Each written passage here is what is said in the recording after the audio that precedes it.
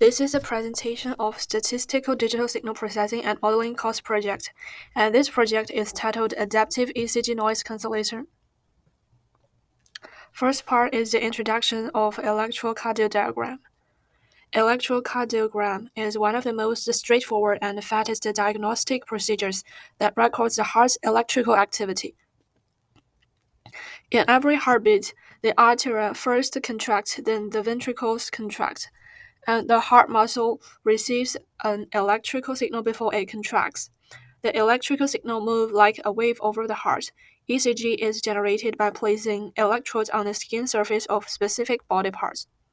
An ECG indicates the rate and rhythm of heartbeat and illustrates the strength and timing of the electrical impulses when they pass through the various heart chambers. Therefore, ECG abnormalities can indicate a variety of heart-related disorders, like irregular heart rhythm, heart attack, and the working condition of a pacemaker.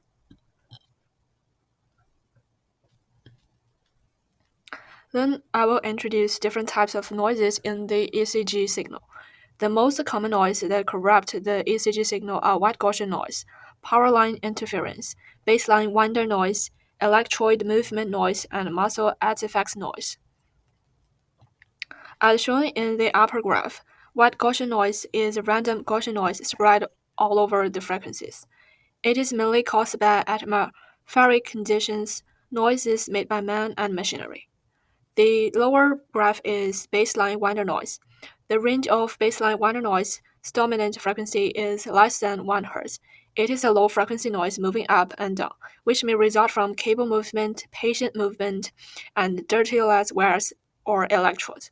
It is generally due to the patient's activity and respiration.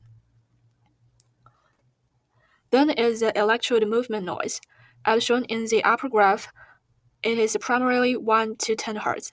It is from the difference in the impedance values around the skin when patients stretch. Other factors like electrode gel inconsistency and static charges may also contribute to electrode movement noise. The lower graph is muscle artifact noise. It is due to the electromyography signal originating from skeletal muscle contractions. During ECG recording, the EMG signal overlaps with the ECG as if they have the same frequency spectrum, both of which are characterized by significant energy. The last one is power line interference. Power line interference originates from the electromagnetic interference in the cables connecting the patient's body and monitoring equipment. These noises peak at 50 or 60 Hz. Its nature is stationary in terms of frequency in the affected intervals, even if the presence of these artifacts is not foreseeable in terms of the onset, offset, length, and power in the corrupted intervals. Next part, I'll cover the motivation of building an adaptive ECG noise cancellation filter. Since ECG plays an essential role in the comprehensive knowledge of a patient's heart activities, it must be accurate. Even slight distortions in the ECG waveform can impair the understanding of the patient's heart conditions. Hence, filtering out the noises can never be overemphasized. Conventional digital filters like finite impulse response and infinite impulse response have been used for decades. However, considering the ECG signal is non-stationary, the filters with a fixed number of coefficients have been of little avail in successfully removing the noises. Various adaptive filters have been employed to achieve optimum noise removal, since they adapt their filter coefficients with the continuous change of signal using adaptive algorithms. Then I will explain the dataset we used in this project. The ECG signal utilized in this experiment were obtained from the ECG database. This database provides a series of datasets, 4 types of noise sequences, ECG signal distorted by 5 different noises, and a comparison of polluted signals with their filtered version and clean signals. Each signal has a length of 10 seconds represented digitally by 5,000 samples. The sampling frequency of each signal is 500 Hz, corresponding to a sampling interval of 0.002 seconds. The amplitude of the signal is measured in milliwatts. Since no power line interference, the ECG signal is provided. A 50 Hz signal is created by a given formula and then added to a clean ECG signal where N stands for the number of samples. These figures show signals extracted from the given database. Then we come to the model analysis of three different filters. First is LMS filter. FIR adaptive filters are non-recursive filters commonly used in applications such as adaptive noise control systems. FIR filters estimate desired signal from related signal. So this problem is equivalent to minimizing the mean square error by obtaining the error point of the derivative of epsilon. And this formula is then simplified as shown in the graph. However, instead of setting the derivative of epsilon to 0, we routinely use the steepest descent technique as an alternative strategy for locating the minimum. This method locates the extrema of a nonlinear function by an iterative process. Mathematically, this update is as follows. The LMS filter algorithm is a modified version of the steepest descent adaptive filter. In practice, the expectation cannot be determined beforehand, so it is substituted with an estimated expectation. Then the update of Wn is given according to the formula. In this project, we use most common setting for step size and filter size. They are 0.2 and 2 respectively. Then NLMS filter is when selecting the appropriate step size can be a tricky task. To solve this problem, normalized LMS is introduced, and the update function is rewritten as given graph.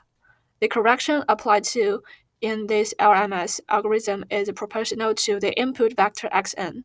Therefore, when xn is significant, the LMS algorithm is bothered by the amplification of gradient noise. Nonetheless, this noise amplification issue is mitigated by normalizing LMS step size in the NLMS method.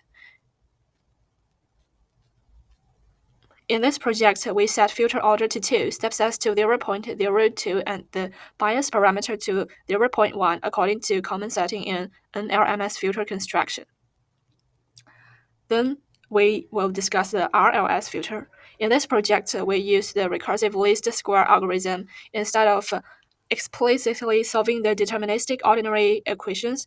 A recursive solution is derived of this form of updating Wn. Then the update function can be expressed as in the given graph. Since the RLS technique requires a recursive update of the vector and the inversive autocorrelation matrix, initial conditions are necessary for both. In this project, it is initialized as multiplies of unitary matrix to 0.1, and weight vector is initialized as W0 equals to 0. This RLS filter is also in order of 2, and the exponential weighting factor is set to 0.9.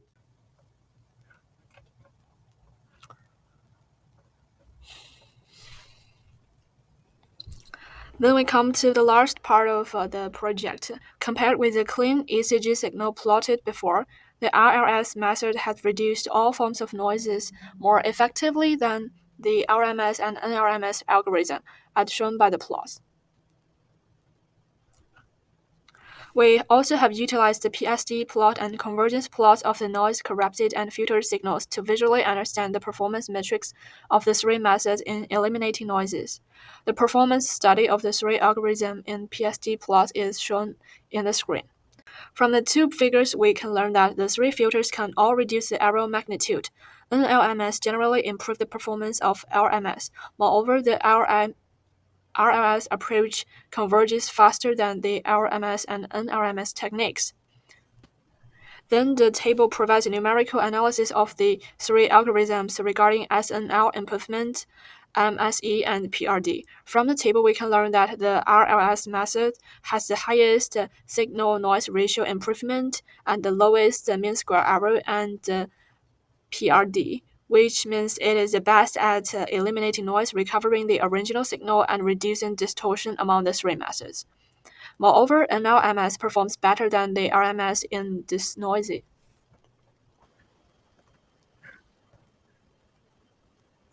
In the conclusion part, here is a brief summary of what we have covered during the project, and from the context we have developed several ideas for future research.